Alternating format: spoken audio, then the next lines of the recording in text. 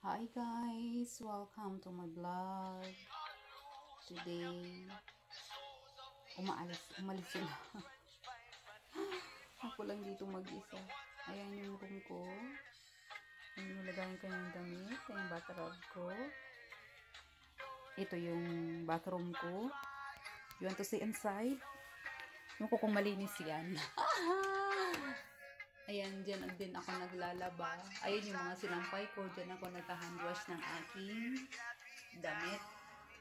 At dyan ako sasampay ng aking uniform. Ayan. My life as an OFW. Pero ito siya. Doon ko nilalagay yung gamit ko. Kasi ito naman isa. Maliit. Maliit siya. Ano mga nandiyan. Mga damit ko. Nilukot-lukot ko lang yan kasi maliit. Yung mga pagtulog ko. Ito yung mga uniforms ko. Ito yung mga kaetsusan as a girl. As a woman. Ito yung lagayan ko ng mga abubot ko. Yung mga ipit, ng supply. Ayan. Open nga natin yung ilaw para makita. Ayan. So, ito yung bed ko. Hindi siya masyadong malinis. Ayan yung iba kong damit nandiyan. Ayan, dito lang ako natulog sa lapag. Ayan. Kasi yan dyan, papunta doon. Sala yan. Ayan. Sala. Open yun. Wala yung pinto. Walang sarado. Open lang siya. Ganyan. Ayan. So, sabi ko nga, one day, dyan ako natutulog. Kasama ko si Froggy. Ayan. Ito lang. Ganyan lang kaliit. Yung room ko. Talaga. Pero okay naman siya. Pag nililinisan, kahit gaano naman kaliit yung room na ibinibigay sa'yo. Pag nililinisan mo, okay naman siya. Ayan, yung chanelas ko. Si Cherry May at si Madel. Ayan. So, habang nag-aantay ako sa kanila na bumalik, relax muna ng konti. Kasi, mamaya, birada na naman ang trabaho. So, ayan, higa-higa muna tayo, mga girls. Actually, kaya napapalive ako kasi mainit-init ngayon yung balita na nag-aaway daw yung hindi naman nag-aaway, there is some misunderstandings the workers in Saudi Arabia and in Hong Kong. Masasabi ko lang sa inyo is kahit saan ka naman magpunta, kung hindi ka gagawa ng kalokohan, kung maging matino ka lang, magiging okay naman ang buhay mo. Parang nasasaktan lang kasi ako sa mga paratang nila sa mga taga Middle East. Kasi may nababasa akong ganito, ganyan, kesyo, ano daw, halos wala daw ang pagkain, hindi na nakakalabas.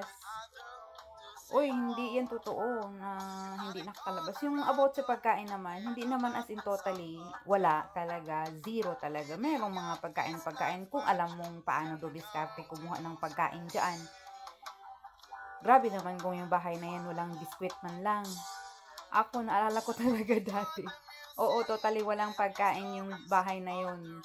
As in, so naghanap ako sa cupboard. Nakakita ako ng Cerelac.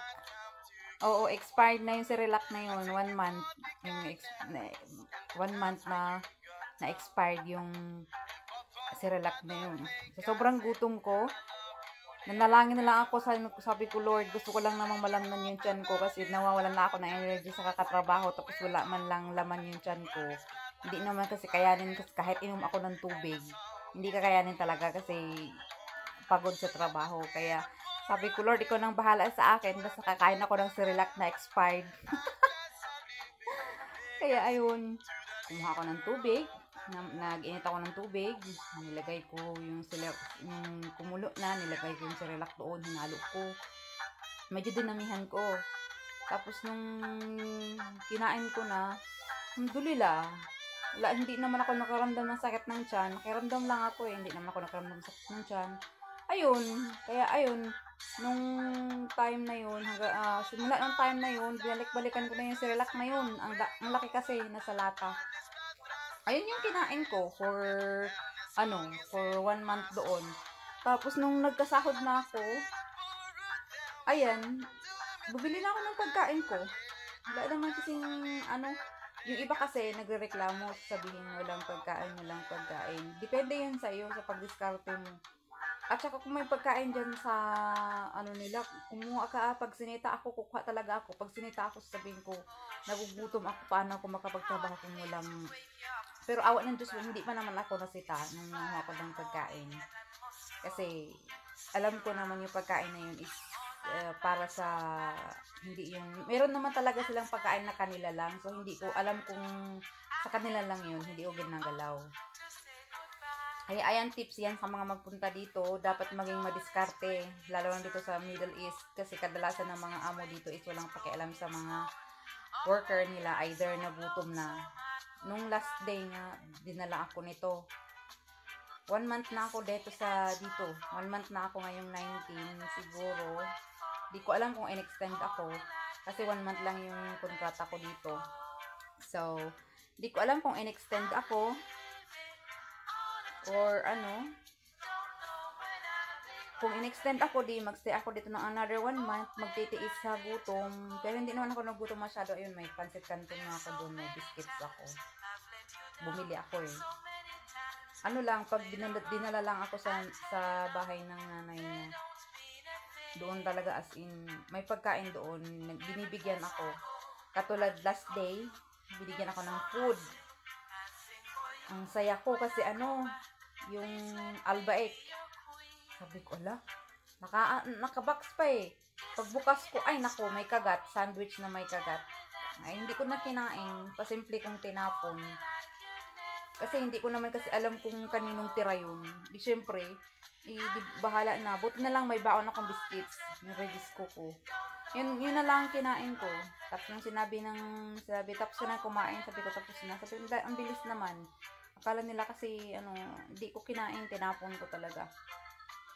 Sabi ko, hindi ko kayang kainin yan. May kagat nandoon pa yung kagat na, buti kong hiwa na daan ng kutsilyo, nakikita ko talaga, kagat talaga eh. Baka nangipin talaga nandoon. Kaya sabi ko, hindi ko kakainin to. Bahala na, magutom ako. Ayan, so, pag dito ka talaga sa Saudi Arabia, sa Hong Kong naman is, maganda naman siguro ang buhay nila doon kasi di ba nakikita ko sa mga post-post din nila, nakakagala sila kung saan-saan. Tapos malaki siguro ang sahod din nila doon kasi sa Middle East. Pero dito sa Middle East, patibayan lang talaga ng loob dito. Palakasan lang talaga ng loob ng mga nandito. So, ayan. Hanggang dito na lang muna yung pag-i-emote ko kasi gusto ko matulog ng mga ilang minuto lang bago sila dumating. Ayan, bye guys. Thank you so much sa support and greetings, sending hugs from PSA. At kung saang lupalop man kayo ng mundo, char. Yung mga nasa Hong Kong, huwag nyo nang i-bash masyado yung mga nasa Saudi. Kasi pare-pareho lang naman tayong mga Pilipino, pare-pareho lang tayong nagtatrabaho. Tsaka, iba-iba kasi ang buhay. Kung maganda ang buhay nyo dyan sa Hong Kong, meron din namang maganda ang mga buhay namin dito minsan. Kapag magsahod na, maganda ang buhay namin dito sa Saudi Arabia. Ayan, so, dito na, hanggang dito na lang. Bye guys. Thank you sa time.